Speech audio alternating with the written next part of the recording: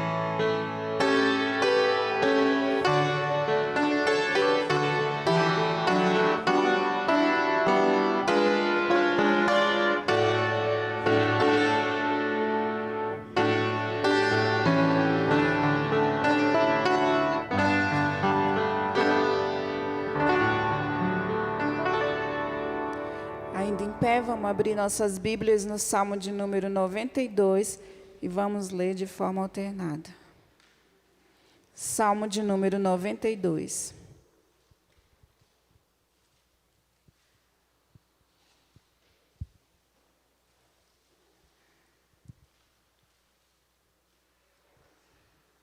Amém? Bom é render graças ao Senhor e cantar louvores ao teu nome, ó Altíssimo.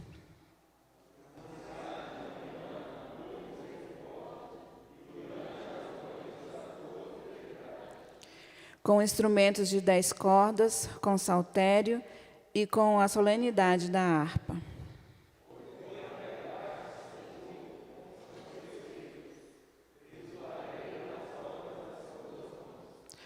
Quão grandes, Senhor, são as tuas obras, os teus pensamentos quão profundos.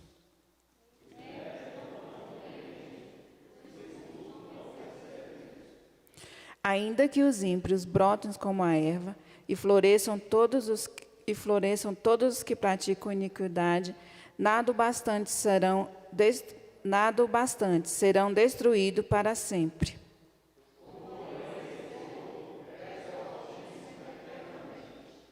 Eis que os teus inimigos, Senhor, eis que os teus inimigos perecerão, serão dispersos todos os que praticam iniquidade.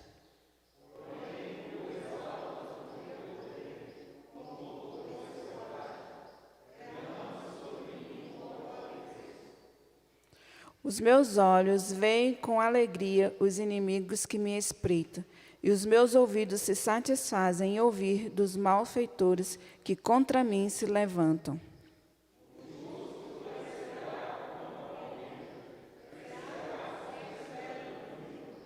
Plantados na casa do Senhor, florescerão nos átrios do nosso Deus.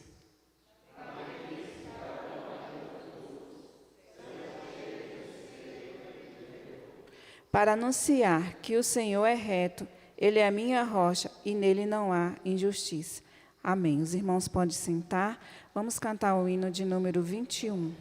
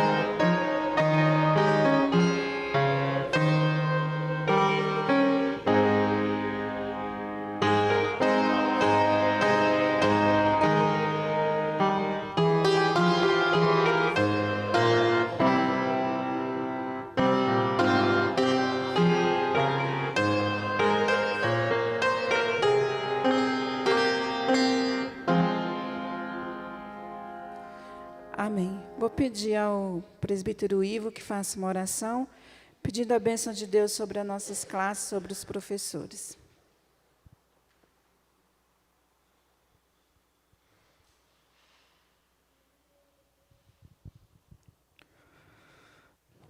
Pai Celestial, graças te damos, ó Deus, por estarmos aqui, Senhor, nesta manhã de escola dominical, e pedindo, ó Pai, para que o Senhor esteja abençoando os professores das classes infantis, ó Deus, que nesse momento teremos também, Senhor, depois, após a pregação da palavra, a eleição para diáconos e para presbíteros, ó Pai. Esteja com cada um aqui que pôde vir e aqueles que não puderam vir, ó Deus. Te peço também por este local, por esta igreja, por todos que aqui estão presentes. Em nome de Jesus, amém, ó Deus. Obrigada. As classes podem separar.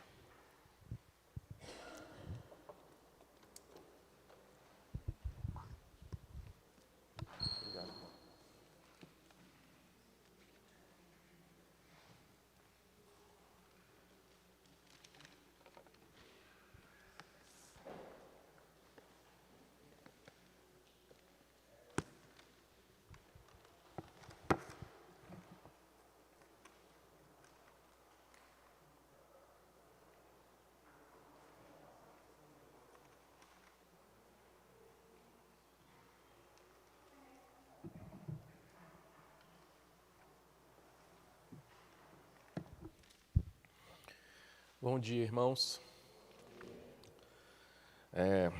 Nós vamos hoje continuar nosso estudo de Gênesis, abordando os capítulos 39 até o capítulo 41.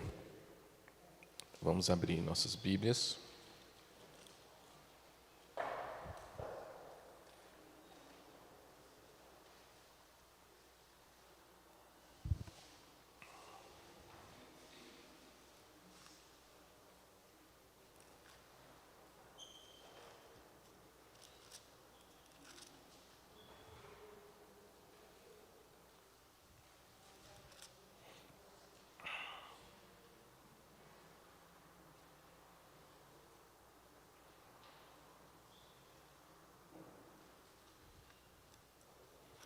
É um trecho grande, né, para a gente estudar, fazer o possível aqui para a gente poder abordar ele de uma maneira ampla e termos boas aplicações aqui para a gente crescer na fé, certo? Vamos orar antes de começar?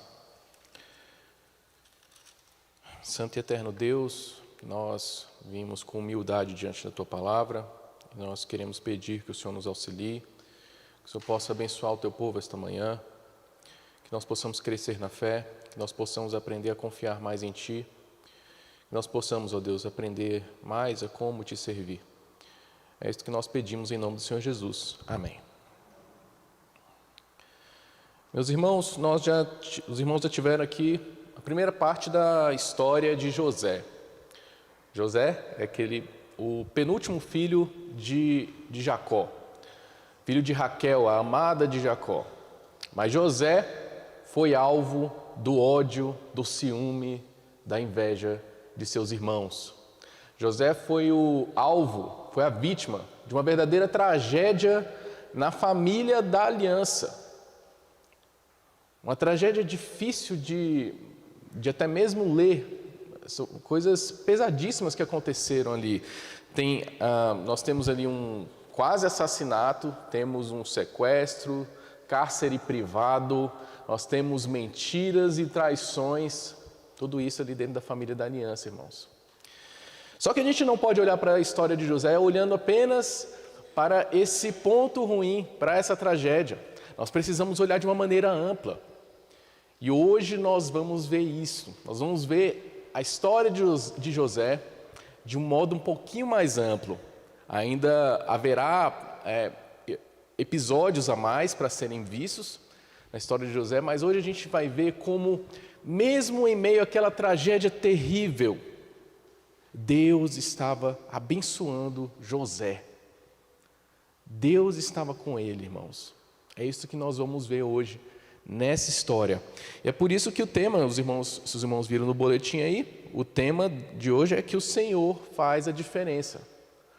A gente vai aprender um pouquinho por que o Senhor faz toda a diferença quando você está passando por qualquer situação nesta vida, certo? Então, irmãos, primeira coisa, a gente vai ver que o Senhor faz a diferença quando nós estamos no mundo. Isso aí é o que nós vamos ver na primeira parte da história de José, ali no capítulo 39, do verso 1 até o verso 6.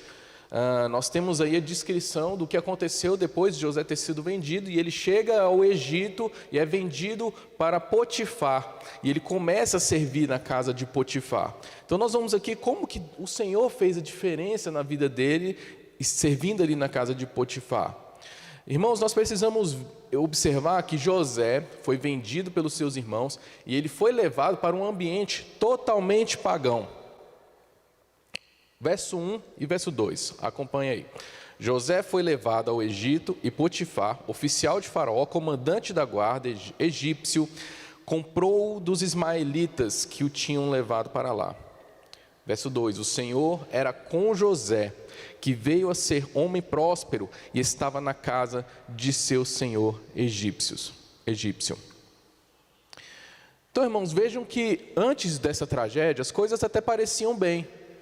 Jacó estava ali na terra da promessa, não tinha tomado posse da terra ainda, mas aparentemente o que precisava ser feito? Era apenas criar seus filhos, seguir a vida e esperar o dia que Deus desse aquela terra para a posteridade dele, continuar ocupando até um dia que eles tomariam posse da terra. Mas não foi isso que aconteceu, meus irmãos.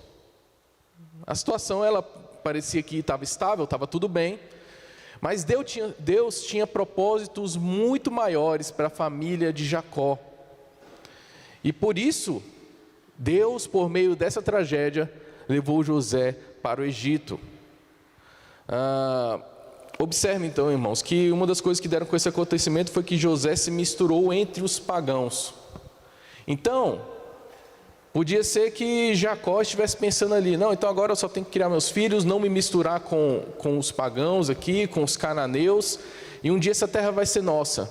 Mas o que Deus fez, irmãos? Deus pegou um filho de Jacó e levou para o meio dos pagãos, para viver ali no meio dos pagãos. A família de José, então, irmãos, a família de Jacó, ela não podia ficar enclausurada na terra prometida. Deus os levou a interagir com outros povos.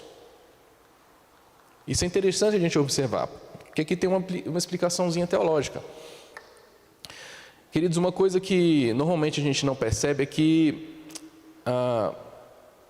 não é enfatizado nas igrejas o caráter universal da fé, mesmo no Antigo Testamento.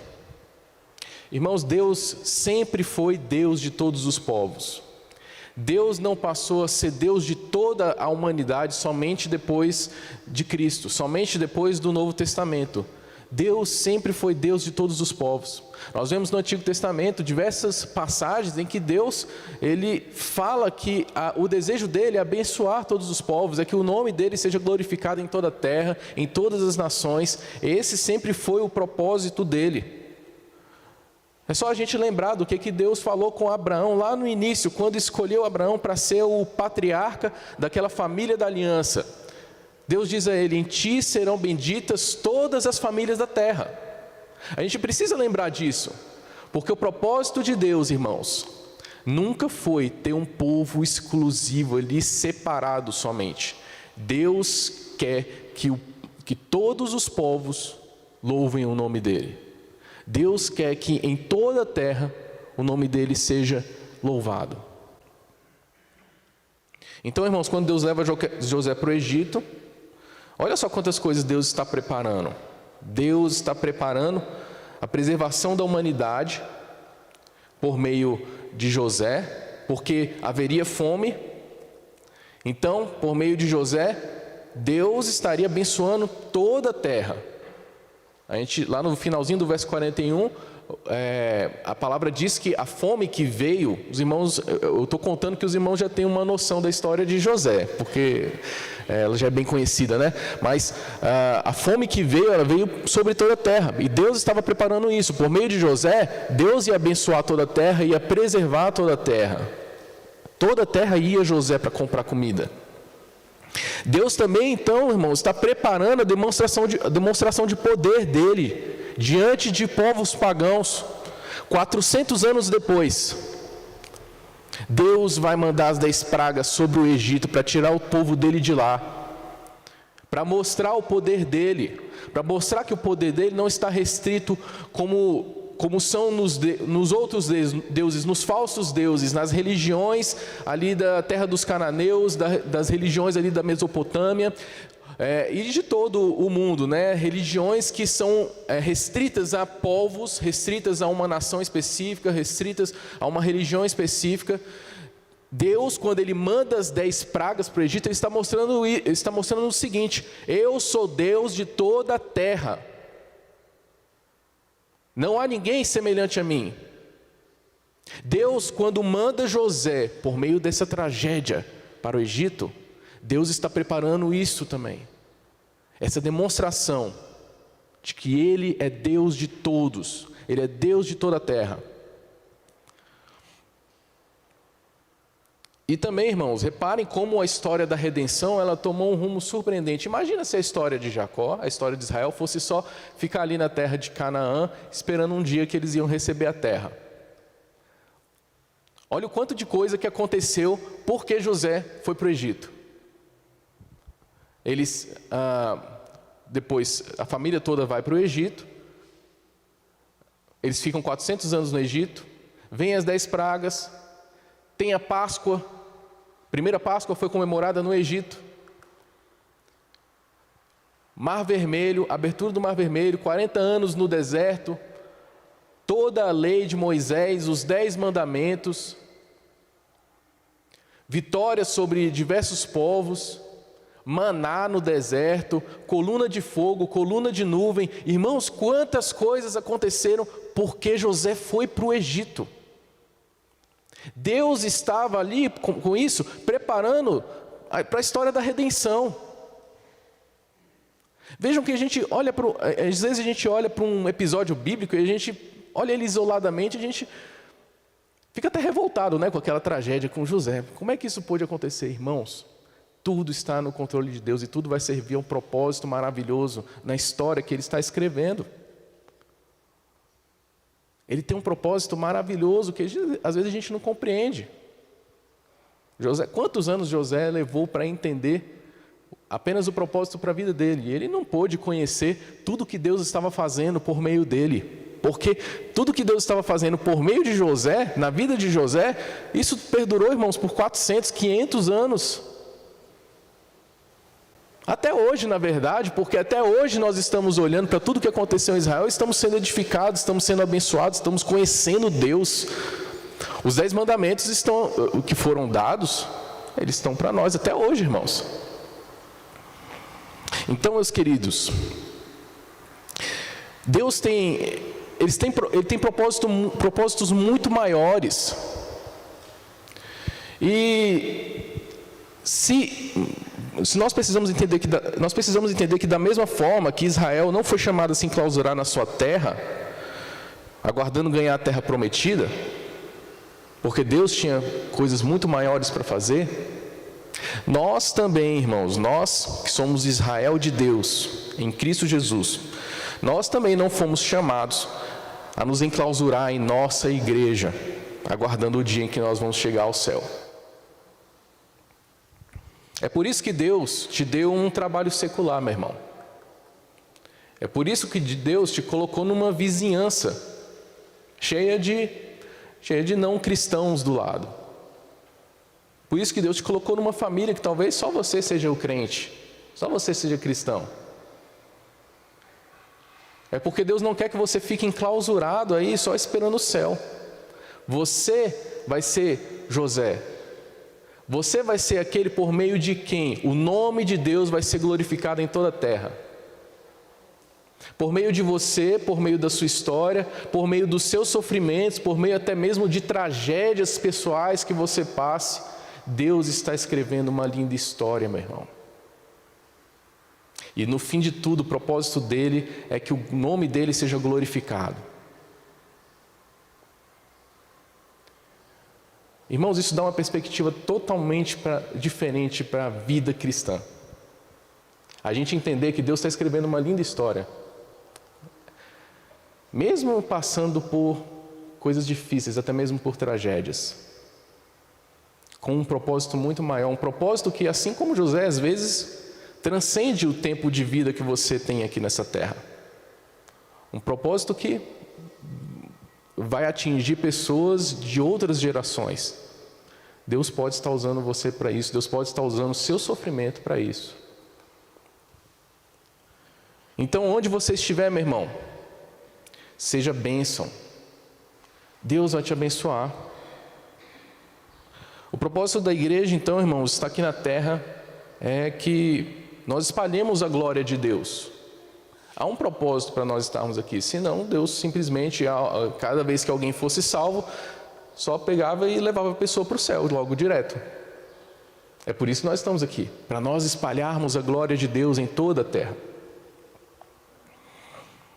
É para a gente então, irmãos, ocupar espaços, é para nós fazermos com que o nome dele seja glorificado em cada local, é para nós influenciarmos este mundo, influenciarmos as pessoas, é para nós falarmos de Jesus, para que, de fato, irmãos, Deus seja mostrado como o Deus de todos. Quando nós estamos em ambiente secular, então, e não somos diferença lá, irmãos, nós não fazemos a diferença, nós não estamos cumprindo o propósito para o qual Deus nos colocou. Deus quer que, por meio de você, o nome dele seja glorificado. Você passa por lutas, passa por perseguições, passa por aflições, passa por dificuldades ali no seu trabalho, na faculdade, onde quer que for. Isso tudo, irmãos, tem que servir a um propósito de glorificar a Deus. E você tem que ter essa consciência e trabalhar para isso. E ter essa postura nova, sabendo que Deus quer que o nome dele seja glorificado por você. Irmãos, a gente vê aqui também que até o pagão ele recebeu a prosperidade e ele percebeu que isso vinha da mão de Deus. Verso 3.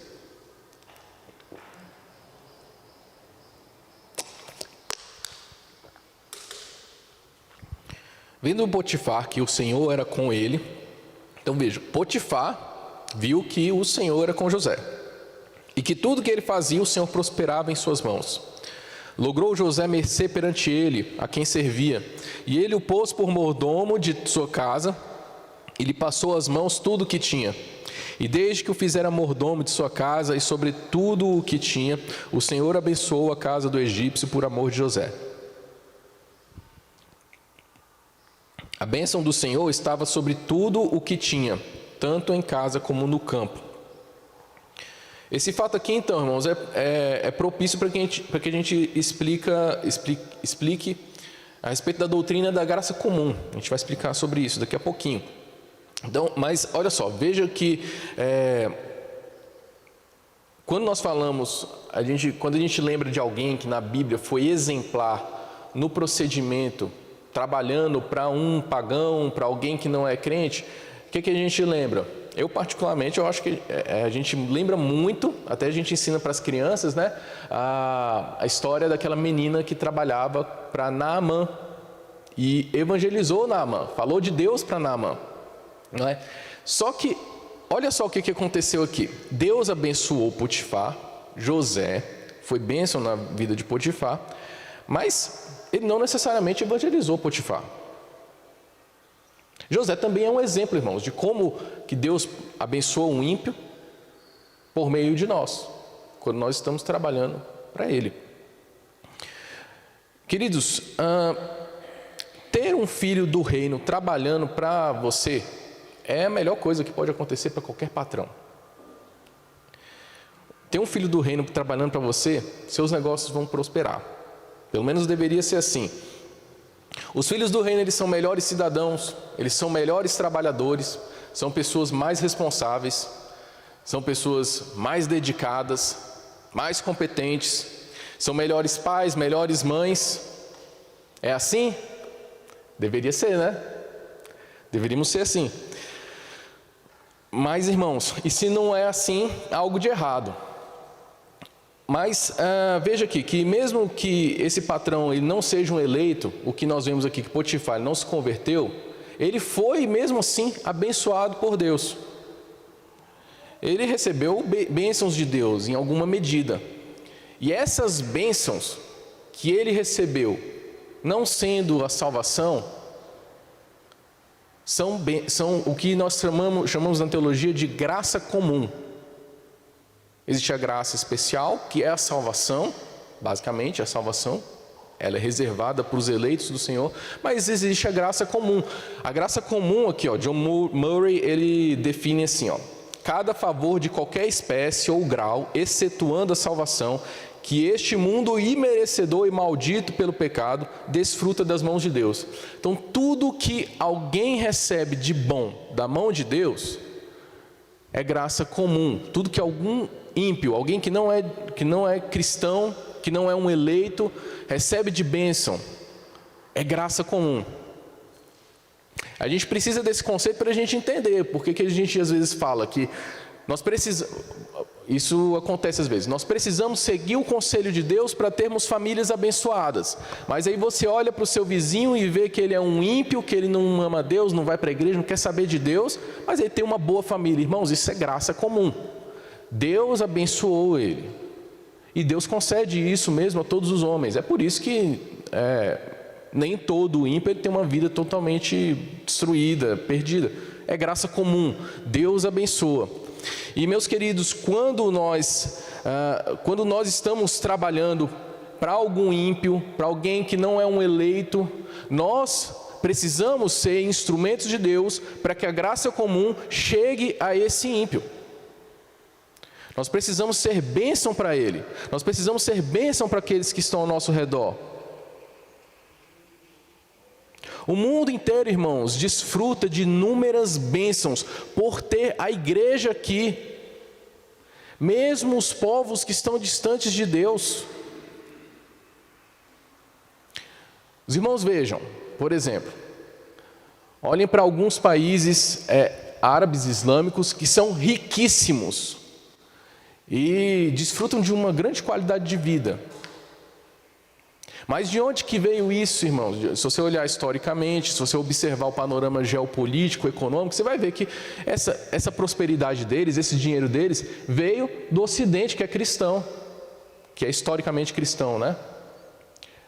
Mesmo o Ocidente, a gente olha para a vida na Europa, olha para a vida nos Estados Unidos, no Canadá, a gente, poxa, que bom, como eles têm uma vida boa lá. Irmãos, isso tudo foi construído com base em princípios cristãos.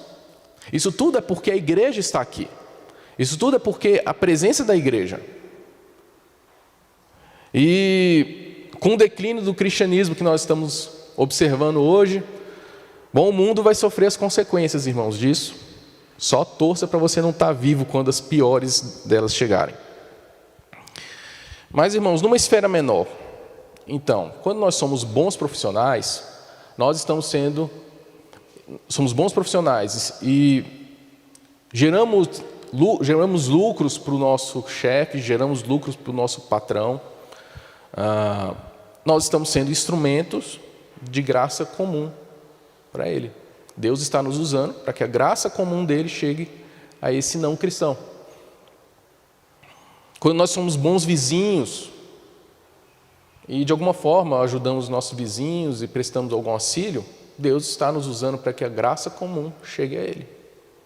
Deus o está abençoando de alguma forma, mesmo que ele não se salve, mesmo que ele não seja um eleito, mesmo que ele não venha se tornar um cristão um dia, Deus o está abençoando. Não é menos de Deus essa bênção que ele está recebendo. Quando somos bons amigos para não crentes, quando somos bons familiares para familiares que não são crentes também, nós estamos sendo instrumentos de graça comum. Estamos sendo instrumentos de Deus para que a graça comum dele chegue a eles.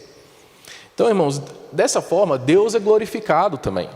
O nome dele é glorificado em toda a terra também dessa forma. O nome dele é exaltado. E é uma demonstração de que Deus é Deus de todos. Até mesmo do pagão. Deus é Deus dele também. Deus o abençoa também. Deus o sustenta. Tudo que alguém recebe, irmãos, vem de Deus. Tudo de bom que alguém recebe vem de Deus. Então, se olha um povo pagão e vê que eles têm comida na mesa para comer, vem de Deus. Certo? Que sejamos, irmãos, então, instrumentos. Saibamos disso, que nós somos instrumentos de bênção na vida das pessoas. Mesmo que nós não tenhamos oportunidade de evangelizar. Não pense que você só vai ser bênção, você só abençoou alguém, um não crente, se você o evangelizou e se ele veio para a igreja e está tudo perdido. Não, se você for um bom amigo, se você for um bom colega de trabalho, se você for um bom funcionário, você o abençoou também, o nome de Deus foi glorificado. Obviamente, nós devemos pregar o evangelho, sim. Se Deus nos dando a oportunidade, nós devemos pregar, nós temos esse dever de pregar. No entanto, o germinar da semente do evangelho está em Deus, isso aí não compete a nós. A gente não sabe se a pessoa é um eleito ou não, mas nós precisamos abençoar aqueles que estão ao nosso redor, independente disso, certo? Irmãos, mais uma coisa aqui. A gente vê também um padrão em José. Olha só no verso 6. Potifar, tudo o que tinha, confiou às mãos de José, de maneira que, tendo-o por mordomo, de nada sabia, além do pão com que se alimentava. José era formoso de porte e de aparência. Vou pedir para a gente ir lá para o verso 21 também. É uma outra parte da história, mas vai ajudar a gente a entender isso aqui. Verso 21. O Senhor, porém, era com José, e lhe foi benigno, e lhe deu mercê perante o carcereiro, o qual confiou às mãos de José todos os presos que estavam no cárcere, e ele fazia tudo quanto se devia fazer ali. E nenhum cuidado tinha o carcereiro de todas as coisas que estavam nas mãos de José, porquanto o Senhor era com ele, e tudo o que ele fazia, o Senhor prosperava.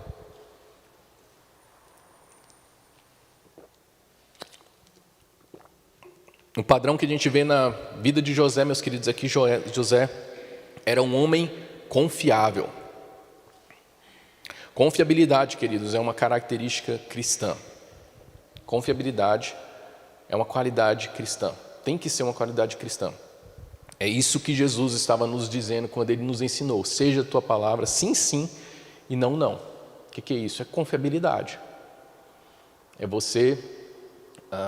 o seu sim ser sim, o seu não ser não, você assumiu compromissos, você os cumpre. José era assim, era um homem confiável.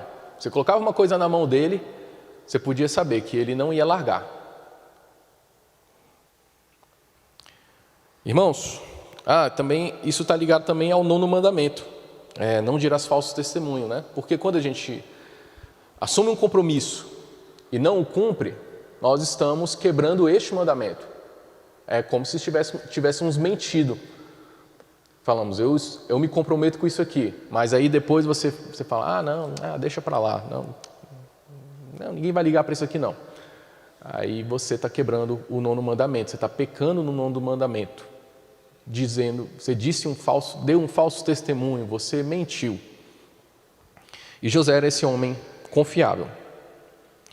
Queridos, um sociólogo chamado Alain, eu não sei como pronunciar isso aqui em francês, Alain Peirefit, não sei como é, mas ele diz o seguinte, olha só que interessante o que ele diz.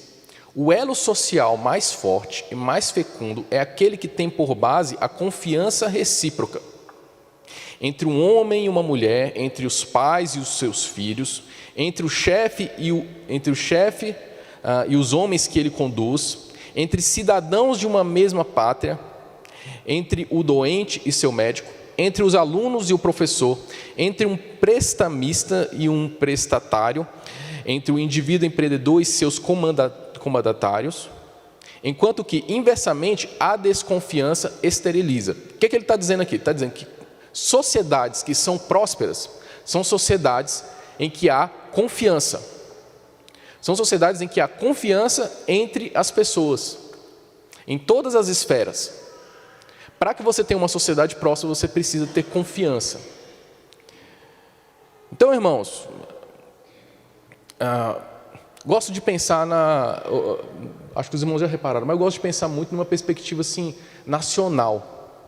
Acho que nós devemos pensar, como cristãos nós devemos pensar, isso faz parte do nosso chamado até mesmo de estarmos nessa terra e abençoarmos essa terra. Pensarmos na nossa sociedade, nos problemas da nossa sociedade, porque se nós quisermos que a nossa sociedade melhore, isso vai partir da igreja, irmãos. Não espere isso de nenhum ímpio, não vai ter nenhum melhoramento significativo, isso vai partir da igreja. Então precisamos pensar nisso, para sermos bênção aqui. Mas, irmãos, por que aqui no Brasil nós precisamos, quando a gente vai firmar um contrato de aluguel, um mísero contrato de aluguel, você tem que apresentar 2 testemunhas, um fiador com um salário de 3 vezes o valor do aluguel, com um imóvel na cidade, imóvel quitado na cidade, aí você tem que levar no cartório, reconhecer firma de todo mundo, colocar em 3 vias e mesmo assim, às vezes ainda dá errado, né? Às vezes ainda a pessoa não paga. E, irmãos, por que isso é assim? Infelizmente, nós somos o que o Alain Perefit ele chama de sociedade de desconfiança. A gente desconfia uns dos outros, o brasileiro desconfia. E não é só de gente desconhecida, não. Nós fazemos, eu tenho convicção de que nós fazemos muros altos porque nós estamos desconfiando do nosso vizinho, não é nem de bandido que vai vir, não. O primeiro de quem a gente desconfia é do vizinho, que a gente não quer que fique olhando para a gente. Irmãos, se quisermos ter uma sociedade boa, nós precisamos de fato de confiança. Alain Perefit podia não estar completamente certo, mas isso é um fato. A desconfiança, ela prejudica a sociedade. Agora, de onde que vai vir, irmãos? De onde que vão vir essas pessoas confiáveis? Os irmãos acham que isso vai vir da educação? Os irmãos acham que isso vai vir de melhoria socioeconômica? Os irmãos acham que isso vai vir quando todo mundo tiver mais dinheiro? Pessoas mais confiáveis? Os irmãos acham que isso vai ser ensinado na escola? Então a gente fala de educação, fala de melhoria econômica, mas irmãos, e aí, nós estamos melhorando as pessoas da nossa sociedade? Pessoas de confiança, irmãos, só virão por meio do Evangelho. E é por isso que a melhoria da nossa sociedade vai começar na igreja. Se nós quisermos que o nosso país ele evolua de fato, isso vai começar na igreja. Nós precisamos ser essas pessoas confiáveis, como José era.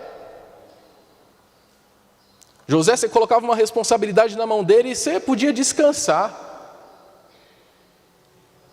Olha só o que a Bíblia diz sobre Potifar. Tendo por mordomo, de nada sabia, além do pão com que se alimentava. Então, Potifar esqueceu, colocou na mão de José e esqueceu. Ele sabia que ia prosperar. Por quê? Porque José era um homem confiável. Um filho de Deus, um filho do reino, irmãos, estava ali abençoando um pagão, estava abençoando a terra dele, demonstrando essa qualidade de um filho do reino, sendo uma pessoa confiável.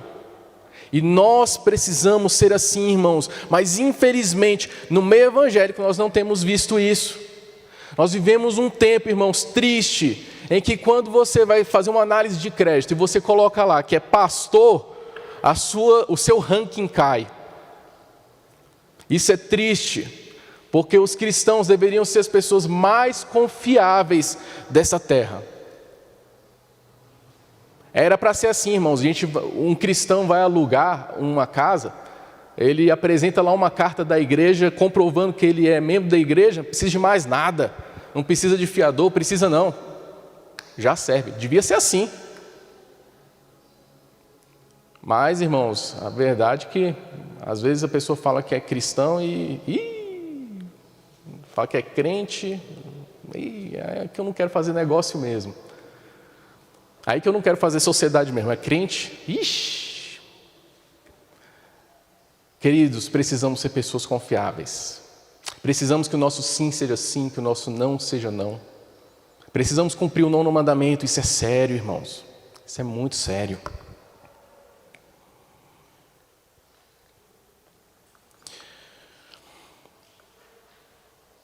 Então aí os irmãos podem entender o que significa nós sermos cidadãos do reino de Deus. E ao mesmo tempo nós estamos aqui nessa terra para glorificar a Deus, irmãos. Nós somos diferentes, nós somos um povo diferente. A gente tem aqui, a gente tem a nossa cultura brasileira, essa cultura de desconfiança, mas a nossa cultura, irmãos, como filhos do reino, como cidadãos do reino de Deus, deve ser diferente. Os irmãos, sim, coloquei aqui, a gente acha engraçado, irmãos, e até o brasileiro é engraçado que ele até se gaba do tal do jeitinho brasileiro, né? A gente ri, a gente acha legal, a gente acha engraçado, tal.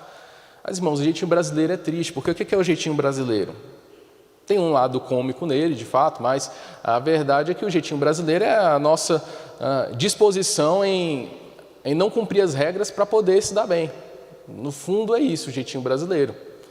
E o brasileiro, ele tem esse medo de não se dar bem, né? O brasileiro tem esse medo de ser feito de trouxa.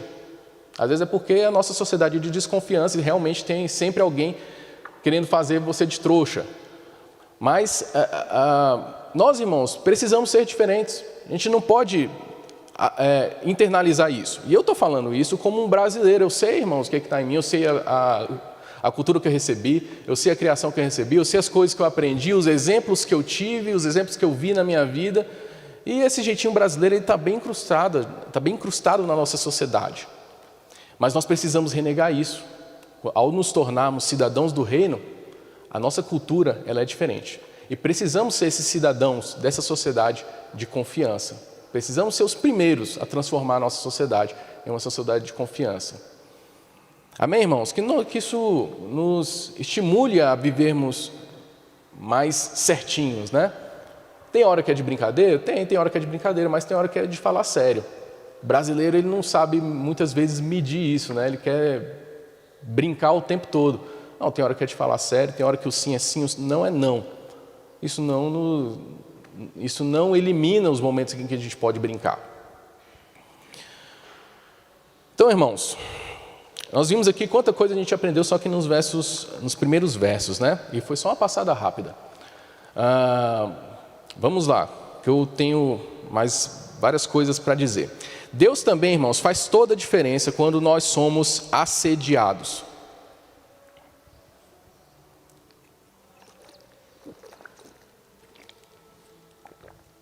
Então José, sendo fiel na casa de Potifar, aqui do verso 7 até o verso 12, no capítulo 39, a gente tem a história do assédio que ele sofreu da mulher de Potifar. Então ela o assedia, até que ela o assedia todos os dias, até que um momento ela consegue encurralar José. Ela pega um momento em que eles estão sozinhos em casa e ela tenta encurralá-lo e tenta forçá-lo a se deitar com ela. Mas então José mesmo assim consegue se desvencilhar, consegue escapar, e ela então se vinga e faz com que José seja preso. Ela se vinga acusando de tentativa de estupro, né? Tentativa de tê-la violentado. E José acaba sendo preso. Então, irmãos, Deus faz toda a diferença também numa situação assim. Olha aí no verso 8. Ele, porém, recusou e disse à mulher do seu senhor: tem-me por mordomo o meu senhor, e não sabe do que há em casa, pois tudo o que tem me passou ele às minhas mãos. Ele não é maior do que eu nesta casa, e nenhuma coisa me vedou, senão a ti, porque és sua mulher. Como, pois, cometeria eu tamanha maldade e pecaria contra Deus? Então, primeiro, repare aqui na argumentação de José que ele retoma o que a gente acabou de falar, da confiança que ele havia recebido. Então, isso era uma coisa realmente importante para ele. Então, ele fala, isso foi confiado a mim, eu não posso quebrar essa confiança.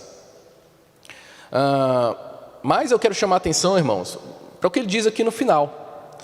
Que quebrar essa confiança era um pecado contra Deus. No finalzinho ali do verso 9. Olha só, como, pois, cometeria eu tamanha maldade e pecaria contra Deus? Então, ao quebrar a confiança do Senhor dele, ele estaria pecando contra Deus. Irmãos, o que José está fazendo aqui, ele está atendendo o mesmo princípio que depois Paulo vai nos mostrar lá em Efésios 6, 5 a 7. Vou pedir para alguém abrir para a gente. Efésios 6, 5 a 7. Quem achar aí pode ler para a gente, lê alto aí, para todo mundo ouvir.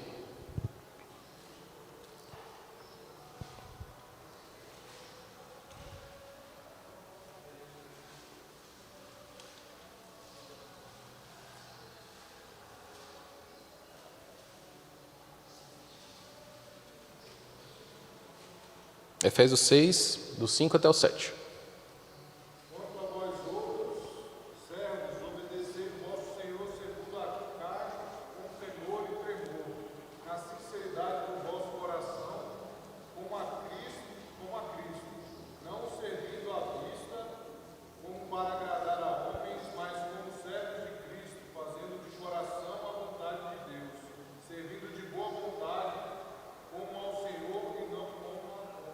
Certo. Então, irmãos, quando nós estamos servindo em nossas atividades, em nossas tarefas seculares, nosso trabalho, nós não estamos servindo apenas ao nosso patrão, nós estamos servindo a Deus.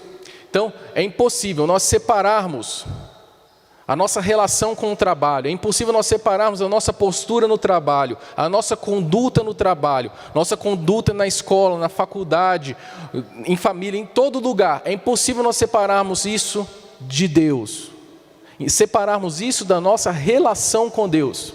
Não dá para fazer isso, irmãos. Quando você quebra a confiança que foi depositada em você pelo seu patrão, você está pecando contra Deus. Quando você burla uma regrinha lá da sua empresa, você está pecando contra Deus. Quando você é um mau funcionário, você está pecando contra Deus. Não dá para separar, irmãos. O modo como a gente se porta no trabalho tem tudo a ver com a nossa relação com Deus. Tem tudo a ver. Lembre-se disso, então. Quando amanhã você for trabalhar, quando amanhã você for começar o seu trabalho, lembre-se, o modo como você se porta lá tem tudo a ver com a sua relação com Deus. Tem tudo a ver. Então seja um bom funcionário, um bom trabalhador. E sabendo que o que você está fazendo ali, você não está fazendo só para o seu patrão, você está fazendo para Deus. Então não fica achando que, como algumas ideologias tentam colocar na nossa cabeça, né? Ah, você está lá enriquecendo o seu patrão, tentando criar uma invejazinha ali em você. Ah, estou enriquecendo meu patrão, estou recebendo aqui esse salário miserável, meu patrão lá enriquecendo. Irmão, você está fazendo para Deus, tá? Em última instância. Você está sendo fiel naquilo que foi confiado a você, não é só pelo seu patrão, é para Deus. É para Deus. E você está servindo, está honrando o Senhor, em ser essa pessoa de confiança, em ser essa pessoa confiável, essa pessoa fiel, que vai abençoar, vai fazer com que a graça comum chegue ao seu patrão. José tinha esse entendimento, de que se ele quebrasse a confiança, ele estaria pecando contra Deus. Então não era só por Potifar, irmãos, que ele estava fazendo. Não era só por... Às vezes ele nem gostava de Potifar, irmãos. Às vezes ele nem morria de amores por Potifar, não. Mas, por que ele estava fazendo? Porque é para Deus. É isso que Paulo nos ensina aqui em Efésios. Obedecer a vosso Senhor segundo a carne, com temor e tremor, com sinceridade no vosso coração, como a Cristo. Não servindo à vista como para agradar a homens, mas como servos de Cristo, fazendo de coração, servindo de boa vontade, verso 7, como ao Senhor, e não como a homens. É isso que se espera de nós cristãos, irmãos. Quando nós estamos ali envolvidos nas nossas tarefas seculares, que nós façamos isso, sabendo que nós estamos fazendo para Deus e não para homens. Mas tem uma outra coisa que a gente vê aqui nessa história do assédio que José sofreu. É que ele, irmãos, ele não criou um sistema de justiça própria para ele. Olha lá no verso 10.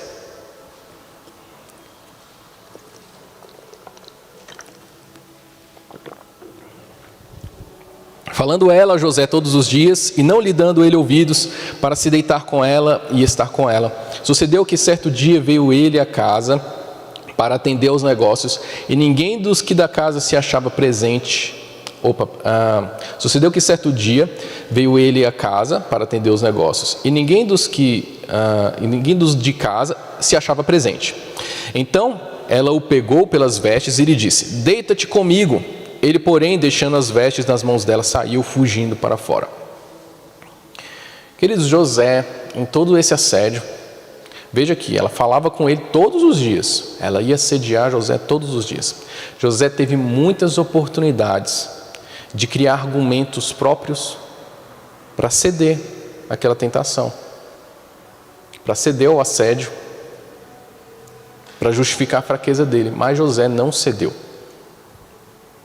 Quando a mulher encurrala José, irmãos, ele podia ter dito aqui, ó, agora não tem mais jeito não. Eu vou ter que fazer o que essa mulher está mandando. José teve todas as oportunidades, irmãos, para criar um sistema de justiça própria para justificar cair em tentação. Então eu pergunto a você, jovem, a você, qualquer um aqui, você aguentaria pressão igual José? Justiça própria, irmãos. Eis o motivo pelo qual nós pecamos. Esse é um elemento crucial para que a gente peque. Então, quero explicar para os irmãos um pouquinho do que é justiça própria.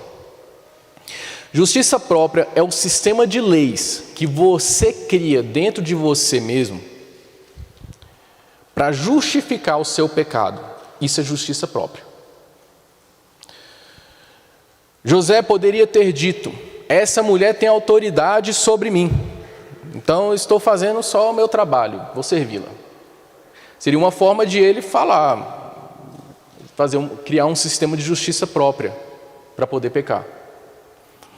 José também podia ter dito: poxa, ela me encurralou e agora eu estou sem saída, eu vou ter que fazer o que essa mulher está mandando.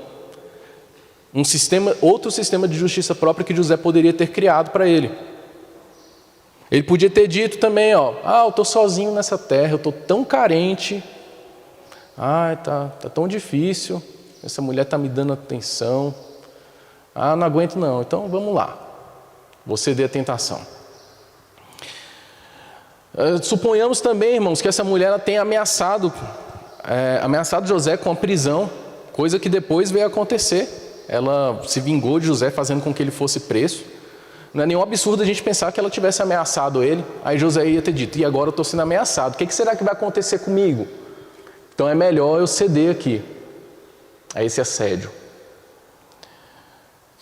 José, irmãos, não pecou porque ele não desenvolveu dentro de si um sistema de justiça própria. Ele não procurou justificativas para pecar. Ele não criou um sistema de leis próprios dele que justificasse ele pecar, que justificasse ele cair em pecado. O que a gente aprende com a história de José, irmãos, é que para quem não se apega à justiça própria, não existe situação impossível de se livrar. Não existe esse negócio de você estar encurralado e ter que pecar. Quando a gente entende o que é justiça própria e que a nossa justiça é como trapo de imundícia diante de Deus e que não serve para nada diante de Deus, para nos justificar diante de Deus, então a gente vê que não existe situação em que a gente vai estar encurralado. Sempre teremos opção de não pecar. Então, sabe quando dizem, até um debate que a gente teve aqui um tempo atrás, quando dizem que os homossexuais, eles nascem assim, ou mesmo um outro argumento que se usa também, é que no reino animal, a gente vê que animais têm comportamento homossexual. O que é que o mundo está querendo dizer? Está querendo criar uma justiça própria, algo para justificar o pecado. Só que, irmãos, independente de esses argumentos serem válidos ou não interessa. O fato é que é pecado e não justifica. Não justifica. São argumentos de justiça própria. E os ímpios usam isso para quê? Para se sentirem melhor, porque eles sabem que estão contrariando a Deus. Eles sabem que estão em rebeldia contra Deus e que isso é pecado. Mas a justiça própria não serve para nada, para justificar o nosso pecado. Irmãos, infelizmente, nós como cristãos, nós também criamos os nossos sistemas de leis de justiça própria para justificar o nosso pecado. Quando a gente diz: eu estou só seguindo ordens, mas você sabe que o que você vai fazer é um pecado, então você está criando um sistema de justiça própria para justificar. Isso não vale nada diante de Deus. Quando você diz, é só uma mentirinha, isso aqui não vai dar nada não tem problema não, é só uma mentirinha inocente. Você está criando um sistema de justiça própria para se sentir melhor ao pecar. E isso não te justifica diante de Deus. Quando a gente diz também, é por uma boa causa, também é um modo de a gente criar um sistema de justiça própria. A gente pode dizer, é de família, isso aqui eu já nasci assim, fui criado assim, então não vou mudar a minha conduta não. Sou assim mesmo, sou irado mesmo, eu não levo desaforo para casa não. Isso aí é de família já, é um sistema de justiça própria. A gente pode olhar para o nosso passado e ver os sofrimentos pelos quais a gente passou e falar, não, esse sofrimento aqui, ele realmente não, eu tô traumatizado com isso aqui, então eu vou dar patada em todo mundo, porque é meu trauma. É um sistema de justiça própria, isso não te justifica diante de Deus. Irmãos, até na área sexual, a gente também diz, que é impossível a gente fugir dessa área, porque é o que está sendo lidado aqui com José, Mas como é que a gente pode usar de sistemas de justiça própria para cair em pecados sexuais, para nos justificar quanto a pecados sexuais? A gente pode dizer, eu estou tão carente, estou tão sozinho, não, estou tão solitário. Então, aí a gente pensa que isso justifica pecar, na área sexual. Ou mesmo também fala assim, não, todo mundo faz, hoje em dia isso é normal. Está normalizado já. Justiça própria. Estou tanto tempo aqui sem ninguém. Pois é, irmãos, justiça própria, isso não serve de nada diante de Deus. Então, a verdade, irmãos, é que tudo isso são leis próprias. O que vale mesmo é a gente obedecer a Deus. Nós criamos essas leis para tentar se sentir melhor, para tentar arrumar um motivo para a gente poder pecar, mas isso não serve para nada. E o exemplo de José, irmãos, está aqui para nos mostrar que não existe situação sem saída, você sempre vai ter opção. Mesmo José sabendo que ele podia sofrer represálias, ele resolveu obedecer a Deus. E nós somos chamados a isso também, irmãos. Mesmo que venhamos a sofrer, mesmo que saibamos que vamos sofrer uma represália, mesmo que saibamos que vamos sofrer, sei lá, seu chefe, seu patrão está te constrangendo a fazer algo que é errado. E você vai sofrer represália se não obedecer. Bom, você é chamado a sofrer isso, com coragem, sabendo que Deus vai te sustentar como sustentou José. E se você se apega ao fato de alguém estar te constrangendo a isso, você está somente criando um sistema de justiça própria para poder pecar, para poder cometer o pecado. Bom, irmãos, isso é duro a gente entender. É duro da gente entender. Porque desarma a gente, na verdade, quebra a gente todinho. Mas você que quer vencer o pecado, você que luta contra o pecado e sofre às vezes contra o pecado, você não vai ter vitória contra o pecado enquanto você não entender os sistemas de justiça própria que você mesmo cria para si mesmo. Por que são esses sistemas de justiça própria? São mentiras que nós contamos para nós mesmos e a gente finge que acredita nessa mentira. Lembram-se que lá em Jeremias a palavra diz que o nosso coração é enganoso, ele é desesperadamente corrupto. Irmãos, enganoso não é que o coração ele comete erro, ele tropeça, ele meu Deus, que engano que eu tive. Não, é enganoso porque ele engana, porque ele mente, ele é traiçoeiro. Nosso coração é assim, ele nos engana. E precisamos conhecer as mentiras dele, precisamos poder perceber as mentiras que o nosso coração conta, se nós quisermos de fato ter vitória sobre os pecados. Faz parte da nossa luta diária, irmãos, entendermos os nossos próprios sistemas de justiça própria para vencermos o pecado e obedecermos de fato a Deus. Amém? Que José, irmão, seja o nosso exemplo, então. José seja o nosso exemplo de que não tem desculpa, na verdade. Não tem como a gente ter uma desculpa. A gente sempre vai ter uma opção.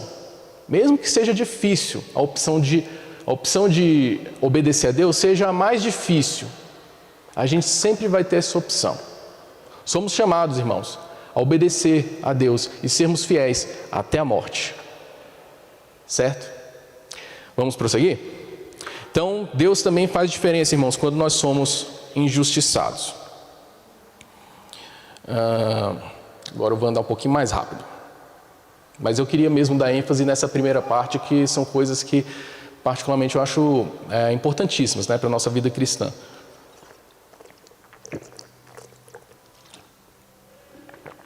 Então, nós vemos que, por ter sido fiel a Deus, José recebeu o quê? Recebeu uma vingança injusta, recebeu um julgamento injusto. E aqui, irmãos, que quando ele foi preso, a gente vê que mesmo no cárcere, Deus continua sendo bom com José. Olha lá no verso 20, ali, capítulo 39, verso 20. E o Senhor de José o tomou e o lançou no cárcere, no lugar onde os presos do rei estavam encarcerados, ali ficou ele na prisão. O Senhor, porém, era com José, ele foi benigno, e lhe deu mercê perante o carcereiro. Irmãos, Deus foi benigno com José, é interessante, mas Deus não tirou ele do cárcere. Ele continuou no cárcere, mas o que a Bíblia registra? Deus foi benigno com José. Irmãos, Deus é bom conosco mesmo quando Ele não nos tira das situações difíceis. Deus continua sendo Deus. Deus continua sendo bom. Mesmo que tudo esteja parecendo que está errado, Deus continua sendo bom. Sabe qual é a diferença? É que na situação difícil, quando você está no seu cárcere, Deus te sustenta. Deus te faz uma pessoa abençoada, mesmo no cárcere. Ele continua sendo bom, mesmo que você não esteja onde você gostaria de estar. Então essa palavra é para você que está tendo pensamentos aí blasfemos contra Deus, porque as coisas não estão acontecendo como você esperava. Essa palavra é para você. O que aconteceu com José é para te ensinar. A vida, irmãos, não é como a gente imagina. E os propósitos de Deus não são necessariamente os nossos propósitos. Os propósitos dele são muito mais elevados. Veja o quanto de coisa, a gente falou aqui no início, quantas coisas Deus estava fazendo por meio do sofrimento de José. Imagine se José estivesse ali no cárcere, tivesse desistido de Deus, renegado a fé, começasse a blasfemar contra Deus, abandonasse tudo que ele aprendeu, sem saber de tudo que Deus estava fazendo por meio da vida dele, coisas que transcenderiam o tempo de vida dele, coisas que abençoariam pessoas lá no Brasil, 3.000 anos depois. Imagina, irmãos, como seria se José tivesse desistido de Deus ali, tivesse desistido de confiar em Deus. Irmãos, Deus nos guia pelos caminhos dele, e todos esses caminhos eles visam a glória dele, visam bênção. O propósito dele, a Bíblia diz, a vontade dele ela é boa, é perfeita e é agradável. Agora a gente chegou no capítulo 40. Então, irmãos, no capítulo 40 a gente tem aqui a história dos sonhos do padeiro e do copeiro-chefe de Faraó, que foram presos também no mesmo cárcere que José estava. Eles estavam lá e cada um teve um sonho. O copeiro teve um sonho em que ele estava diante de uma videira, ele pegava ali um cacho de uvas e espremia na taça e dava para Faraó. Aí José interpretou o sonho dele e disse: esse sonho quer dizer que daqui a 3 dias você vai ser restituído ao seu cargo. Aí o padeiro viu a interpretação que era boa, né? Ele ficou animado, então vou falar a minha também, né? O padeiro, ele contou o sonho dele. No sonho do padeiro, ele estava com três cestos na cabeça, e no cesto mais alto tinha várias iguarias de Faraó, e as aves vinham e comiam aquelas iguarias na cabeça dele. A interpretação do sonho foi que em 3 dias o padeiro seria morto e a carne dele seria dada às aves. Então, padeiro, decepção, hein? Mas, irmãos, aconteceu tudo do modo como José interpretou. Então, aqui, eu tinha preparado mais uma explicaçãozinha. Não vai dar tempo. Mas, vamos partir para o capítulo 41.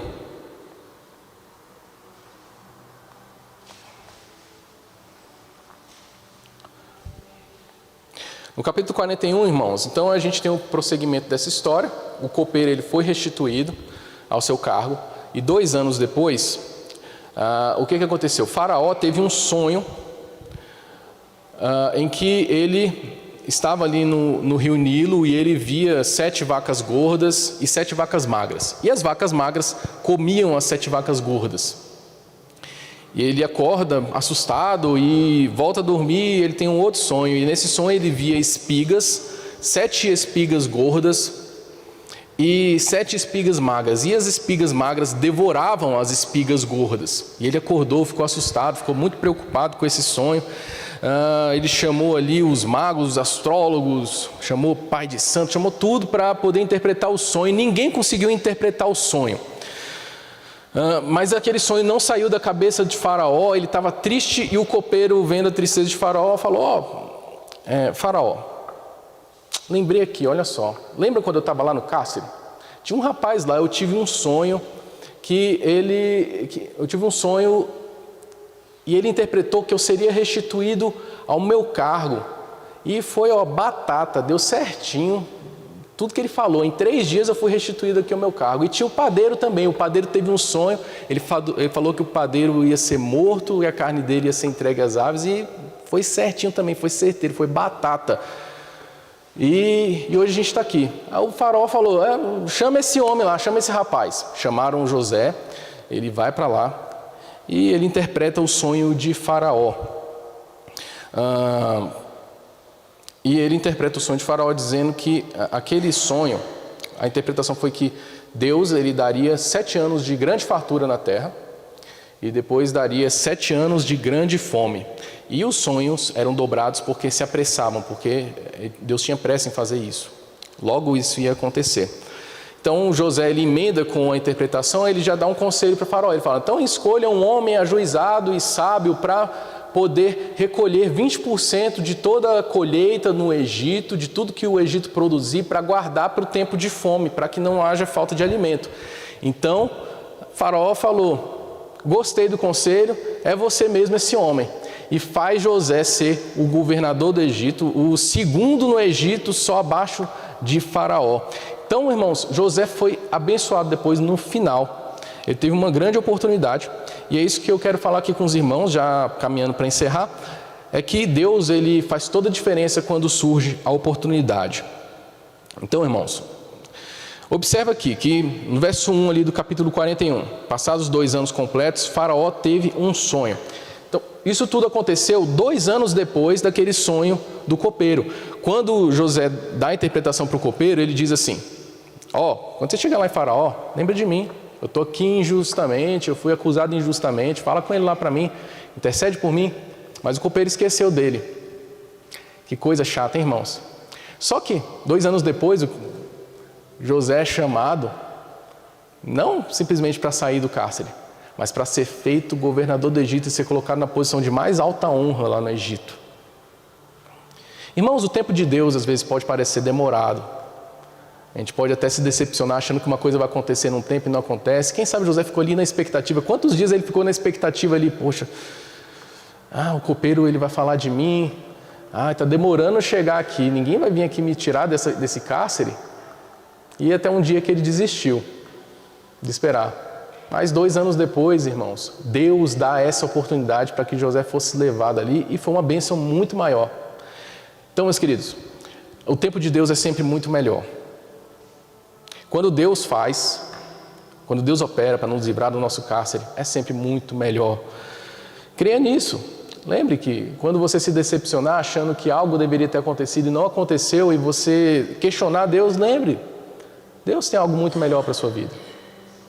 A vontade dele é muito melhor do que a sua. O que Deus tem preparado para você é muito melhor do que a sua expectativa.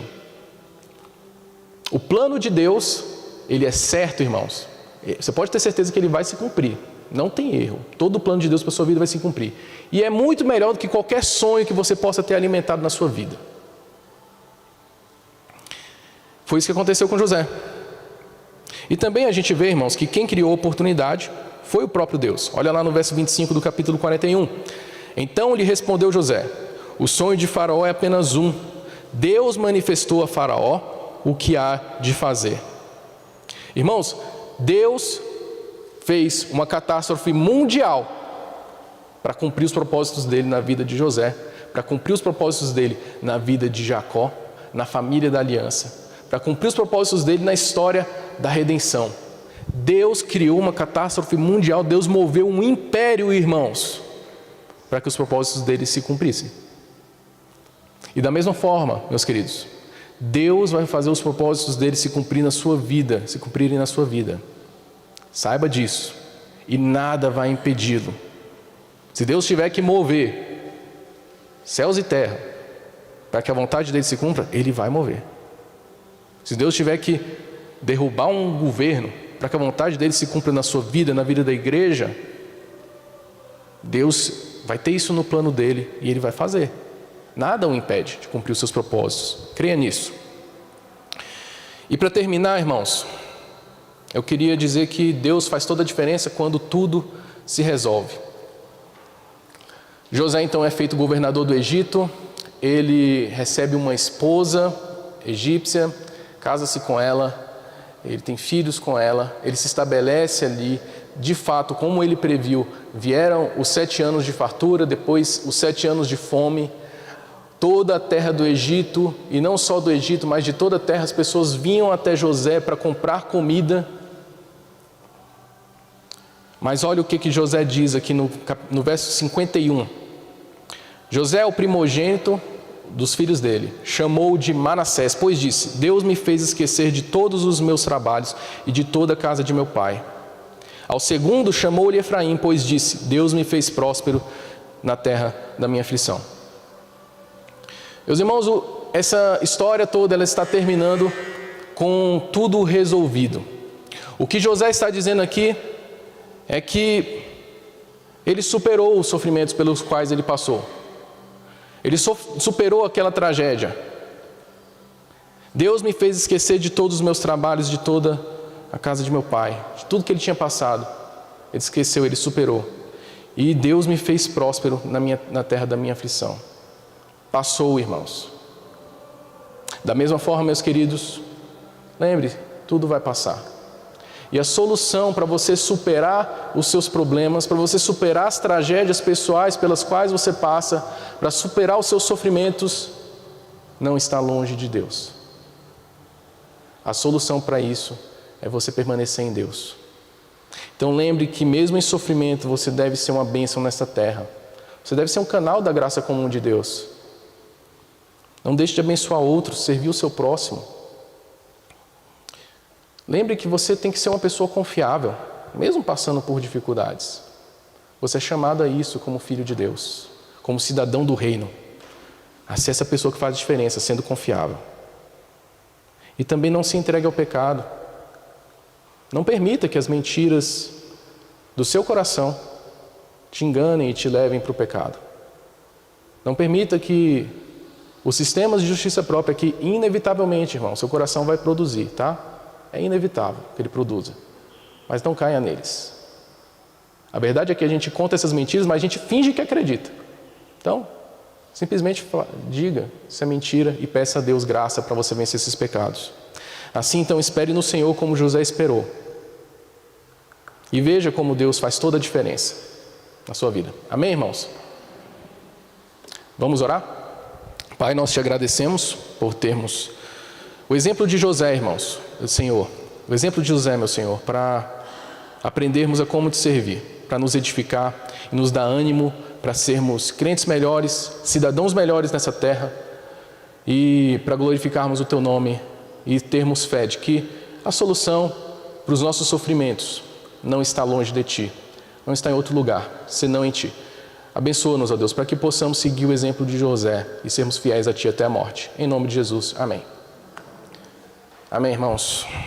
Passa o pastor Fábio agora.